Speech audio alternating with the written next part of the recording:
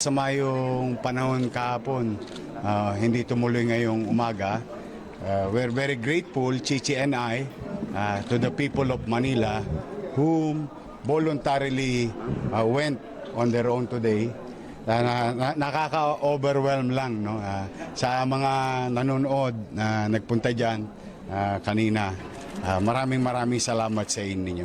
At huwag kayong magkalala, may awaan Diyos sa pagdating ng araw kapag kami ni Chichi Atiesa pinalad at 10 ng aming mga kagrupo, maglilingkod po kami ng matino, masinop at mainam. Thank you very much sa inyo. You may ask your question. Yes. Mayor, magkakaroon ba ng peace reconciliation after this? Kasi itong kampanya medyo magkakasakitan ng damdamin, mga ganon. Sa'yo. Modesty aside, no? Even any other election in the past, no? After that, wala na. Nakita ninyo, if I may remind you, highly contested yung 2019 election, no? Naglabang kami nila Mayor Erap, ni Mayor Lim, sumalangit nawa ang kaluluwa. Pagkatapos ng eleksyon, sila yung dalawang pinuntahan ko. Pinuntahan ko si dating Mayor Lito Atienza, dating Mayor Lim, yung mga grupo ni Mayor Estrada, and those people who participated in the course of election. Hindi ko sila, wala kayong nakitang pait o paghihiganti. Nag-move on kagad. And another fact is that nung binigyan ako ng pagkakataon ng taong bayan sa lungsod ng Maynila, makikita ninyo din, boy, kayo mga antigo na kayo sa City Hall, ano? Makikita ninyo, United Colors of Benetton yung mga department head ko. Merong tao ni Lim, tao ni Erap, tao ni Lito, tao ni ni dating Mayor Mel Lopez, lahat naging halos department head.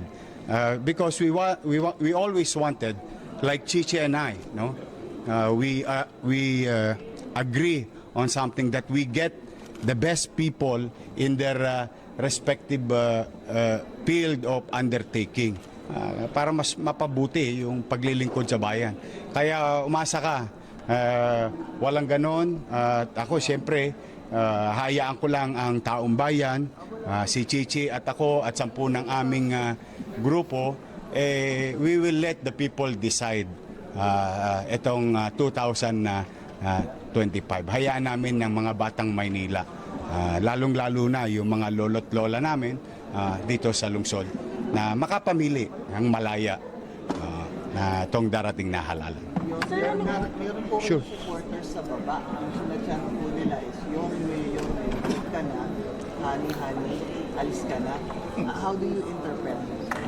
That I don't know. I cannot speak on behalf of those who voluntarily went here. Baka yun ang nararamdaman nila. But again, as you all know, I'm just happy. Chichi and I are happy and overwhelmed. Unprecedented yung pagbuhos ng tao. So if that is a support, we are very grateful. Sa Bukana pa lang, kumbaga sa Talpakan, unang saltada, nagparamdam na ng suporta yung mga batang Maynila. Masaya na kami. What made Sure. you decide to come back? May mga projects or programs ba tayo in your first term na gusto mo pang ipagpatuloy? Well, as you can see, yung taong bayan, in the last couple of months, I was worried why taong bayan nagsasabi na bumalik ka na. Then I noticed parang biglang madaming sasakmal sa pagka-mayor ng Maynila. Parang lahat, everyone is interested in running for mayorship. Siyempre ako naman, proud na proud ako kay Ate Hani. Proud kami sa kanya dahil tinulungan namin siya for like 20 years we nurture her and the group. So, meron kang growing concern. Then, I start going around and I'll tell you two specific things na ipinagtatampo ng taong bayan. Unang-una, yung mga lolo't lola ko. First time in the history of Manila, nagkaroon ng allowance ang senior citizen. So, nung panahon namin, no, botante hindi, nakuha hindi, no, may sakit o wala, makukuha pa rin nila retroactive. And one of the complaints ng senior citizen is pinupurpit pag hindi nakuha yung allowance. Ipinagdamdam talaga yon ng mga lolo't lola namin, mga nanay at tatay namin. Chichi is a witness of that because kasama ko siyang umiikot. So talagang na-frustrate sila kasi parang araw-araw na lang ba sila mag-aabang sa payout. That's one issue na sinasabi nila sa akin. Two, yung online schedule ng health center, na nahirapan yung mga tao. Dati naman wala eh. Nung araw naman, kahit hindi pa ako mayor, I have to give credit where it's due. Kahit yung mga past mayors na sinundan ko, Erap, Lim, Atienza, Lopez, nung araw, ang health center 1-2. Sawa ang puntahan ng tao. Kumbaga, walk-in anytime.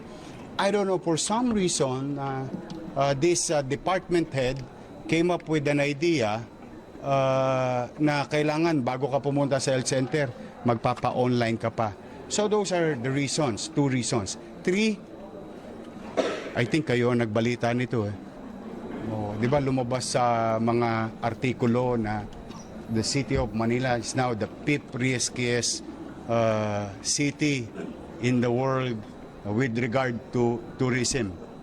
Then, I think about 4-6 weeks ago, lumabas na naman sa mga artikulo na ang Maynila is number 1 na naman sa crime rate index.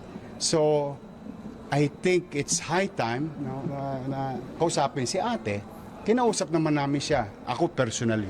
Kaharap yung kanyang may bahay na department head ng Manila Health Department. And I respectfully ask Ate Hani na kako nananawagan yung taong bayan, ayaw ko naman magbingi-bingihan. Baka ate pwede akong bumalik sa pagka-mayor. And swiftly, she answered, no, I'm running for re-election. And, siyempre, ayoko naman siyempre, nakaupo naman siya. Siya yung nakaupo. Karapatan naman din niya yun. So, what I did is kiss her and said goodbye and hug Doc Pox.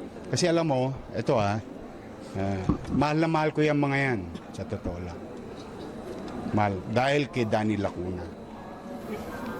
Bilang pagtanaw ng utang na loob. In my own little way, 10 ng aking pamilya at mga kasamahan sa public service. We really tried to nurture them. Si Philip Lacuna, nakaupo. Si Lay Lacuna, nakaupo. Si Dennis Lacuna, nakaupo. Yung asawa niya, nakaupo. Si ate. Kumbaga, bilang pagtanaw ng utang na loob, I tried. Tayo naman mga Pilipino, kaugalian na natin yan na ang pagtanaw ng utang na loob, walang katapusan habang buhay. But, nakikiusap naman ako sa kanila, baka naman po pwede, sa ibang paraan naman ako tumanaw ng utang na loob. Dahil may utang na loob din naman ako sa taong bayan. Now, yung hinaing nila, yung sigaw nila, ito yung aming pasya today.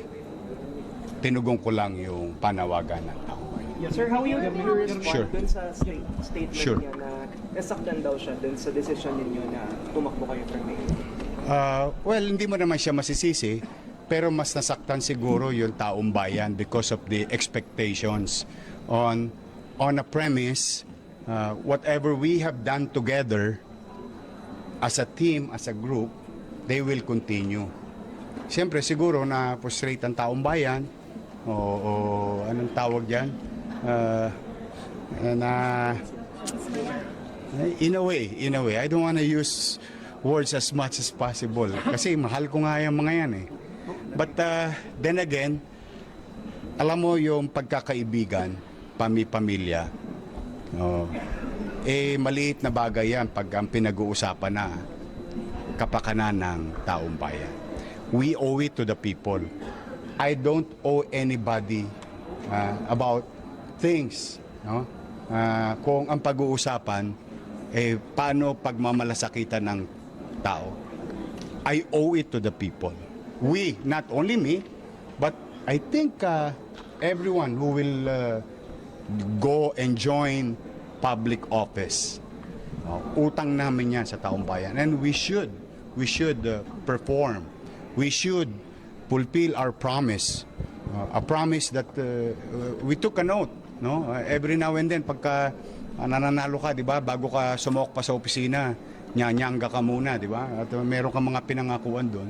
And we have to fulfill that. If not, mananagot ka sa taong bayan. So, Nanginayang ka ba, Mayor, na yung mga magandang nasimulan mo, hindi na ipagpatuloy?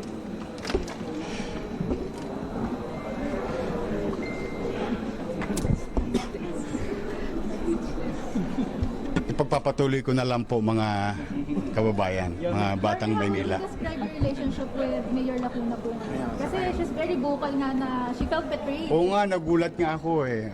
Na hindi ko akalain na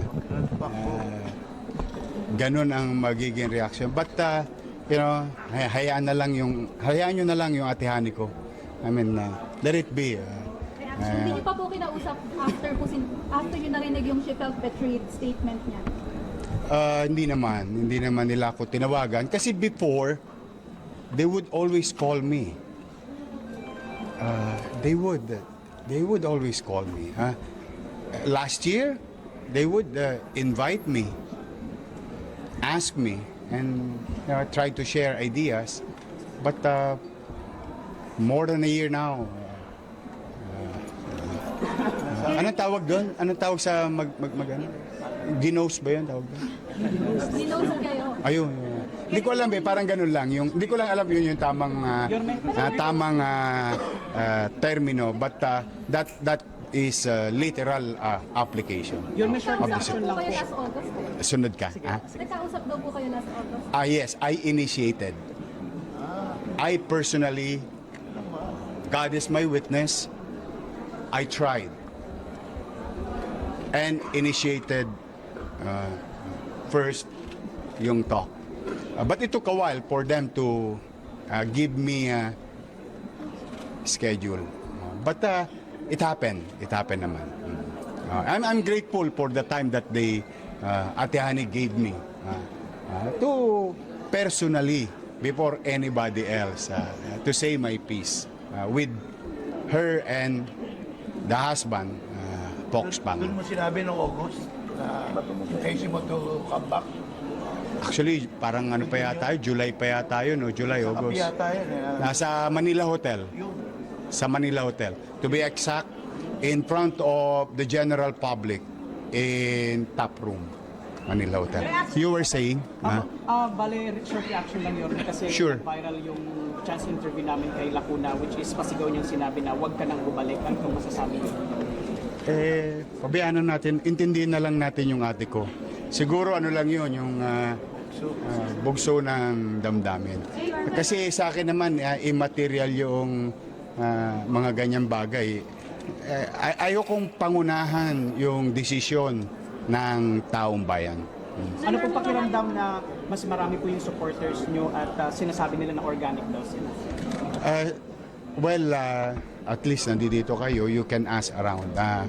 Sabi ko sa kagabi, ini-interview ko sa bilyonaryo, nanawagan ako. Sinabi ko, kakot, pag wala kayong gagawin, no, KKB tayo bukas. Awa naman ng Diyos, nagdatingan. Yung t-shirt sa amin, yung iba. Yung t-shirt sa kanila, yung iba. Ano yan, it's a mixed things. No? Voluntarily, tosga sila dyan. Pag makita mo yan, chumichicha yan sa Gedli ngayon. Kanya-kanya silang merienda na yan. Oh, sige. So Your Honor, wala Yes. pong maaasahan in public na some sort of mudslinging between you and Mayor, or at least on your part, towards Mayor Han? On my part, with our group, I always tell everyone, Congressman Ernest Junicio, Congressman Carlo Lopez, Congressman Apol Nieto, Congressman JTB, Congressman Amado Bagaching, Congressman Joey Uy, and the entire City Council who joined Action Democratico Manila, told them every month in our directional meeting. Sabi ko sa kanila, magpakababang loob kayo, humarap kayo sa utaw, o sabihin ninyo yung intention ninyo kung kayo'y first time na tatakbo into public office.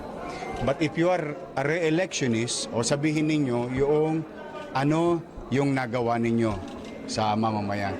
So I think to answer to that is, with regard to your question and your question, is siguro ang pinakamabisa, magsabi na lang kami ng mga bagay na ginawa namin habang kami ay namumuno.